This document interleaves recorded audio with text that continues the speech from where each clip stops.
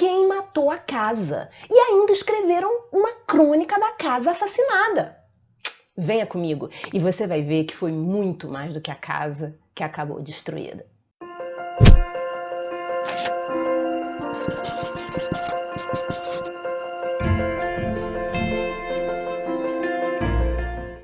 Oi, queridos! Sejam todos muito bem-vindos ao canal da Lusofonia.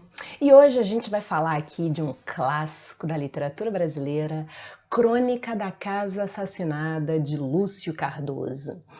E assim, é interessante, né, que a gente faz aqui lugares na literatura e vai ser agora uma casa em uma cidade imaginária, Vila Velha, que a gente vai trazer aqui.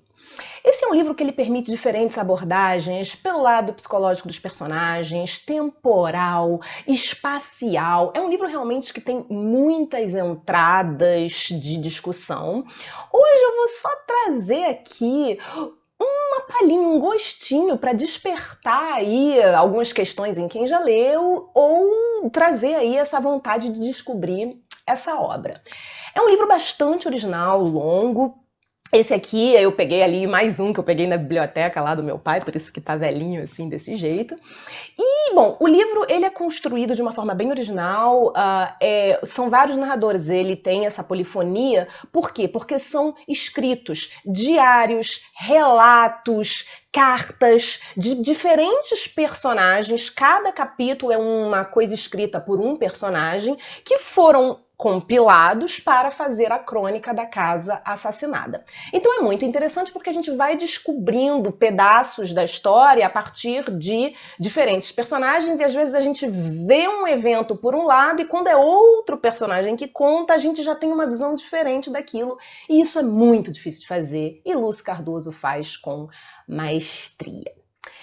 É um livro pesado. Ele conta a história da família Menezes, que vive ali em Vila Velha. A primeira vez que eu ouvi falar, eu achei que era a outra Vila Velha, aquela que existe mesmo no Espírito Santo, mas não, é uma cidade fictícia, imaginária, no interior de Minas Gerais, criada pelo Lúcio Cardoso, que a gente vai ver em detalhes daqui a pouco, que é uma parte muito interessante.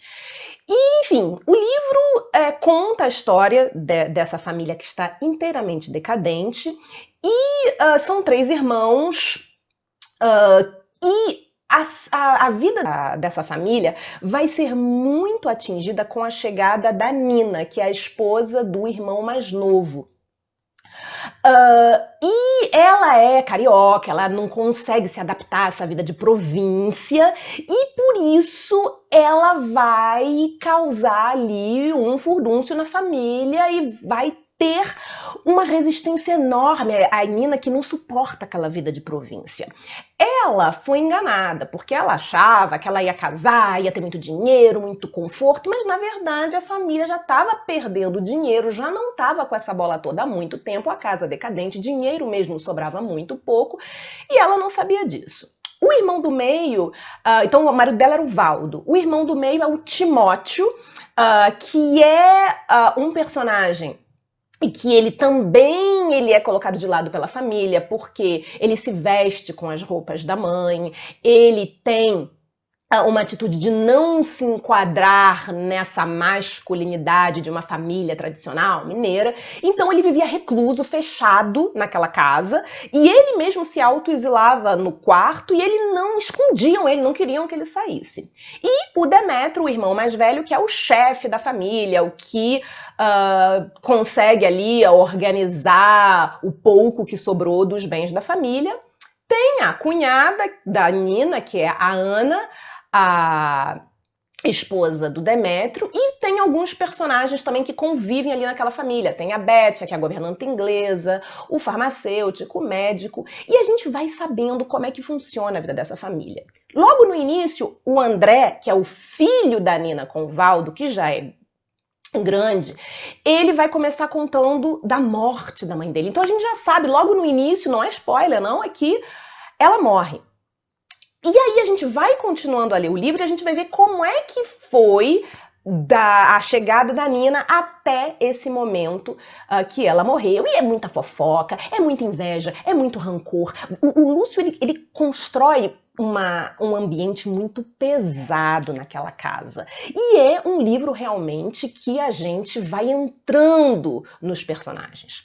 Agora, a gente vai tentar entender por que se chama A Crônica da Casa Assassinada. Por que tem esse título? Por que é a casa que foi assassinada? A gente vê que não é a casa que foi assassinada, é muito mais do que a casa. É a casa no sentido da família Menezes que está em decadência. Decadência é a palavra que marca esse universo dessa história.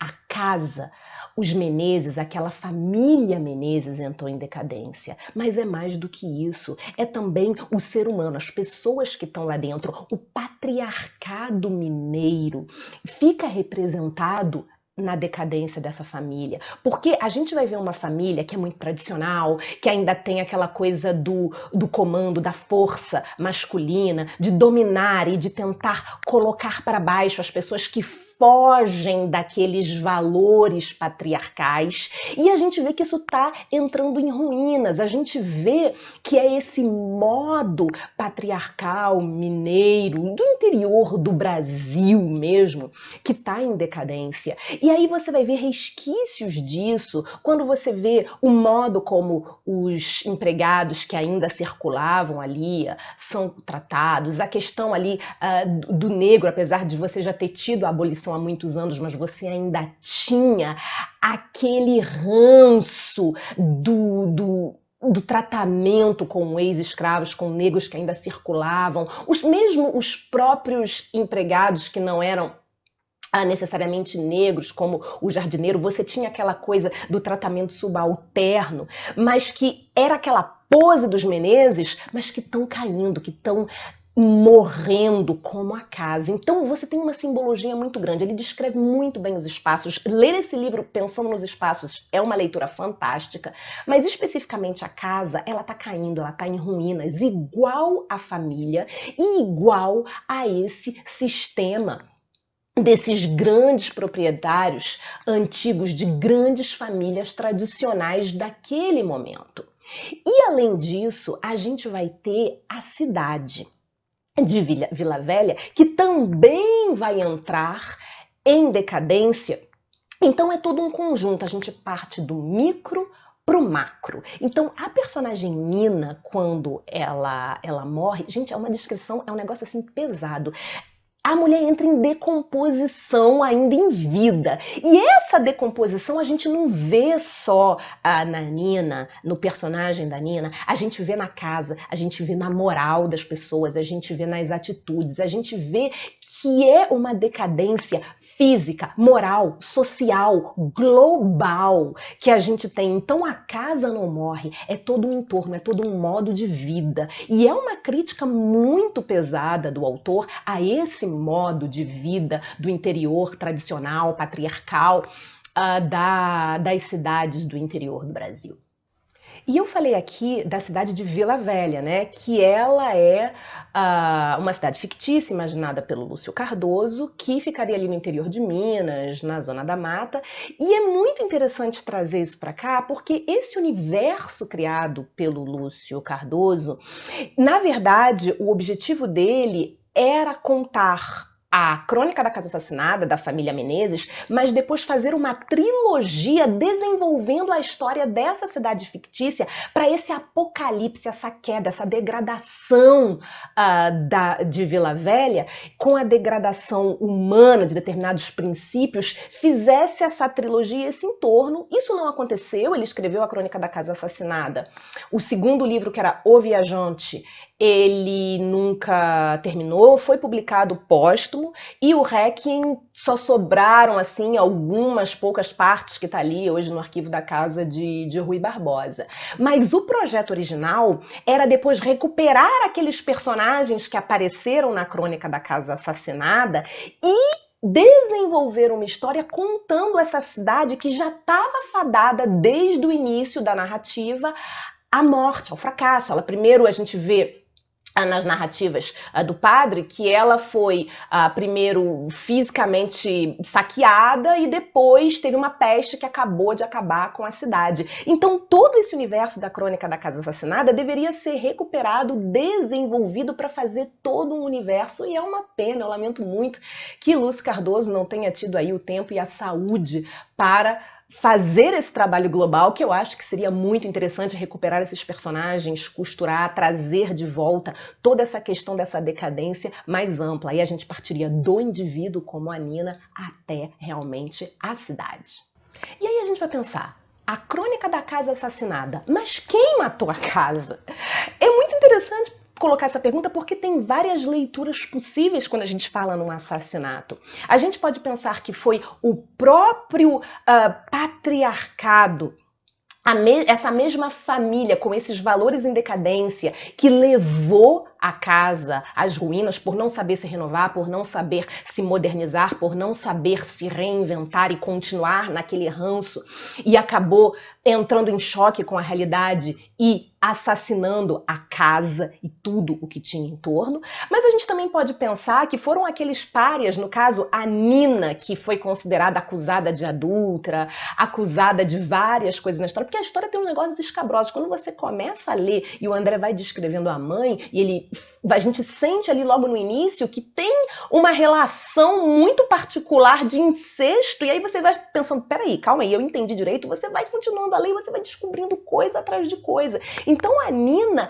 ela não se adequava àquilo ali, da mesma forma que o Timóteo, que era aquele irmão do meio, que se travestia de mulher, também não se adequava e era colocado de lado. Então eles dois tinham uma espécie de vontade de sair daquele mundo, quebrar aquelas paredes, e não deixavam, tentavam reprimi-los. Mas ao reprimi-los, o ocaso foi ainda maior. Então será que não foram esses párias da família que levaram à queda, ao assassinato? Por quê? Porque, na verdade, eles só faziam sair as coisas podres que já existiam naquela família. Então você tem rancor, você tem mentira, você tem adultério, você tem uma série de degenerações morais, incesto, violência.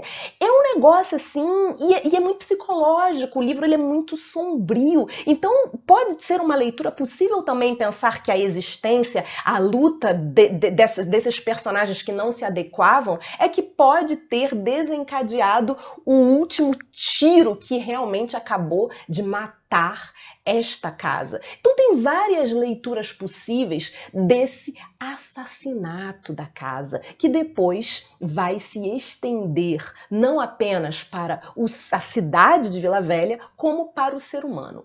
Livro muito bom. Aqui a gente só viu uma palhinha, um pedacinho de todas as questões que podem perpassar esse livro.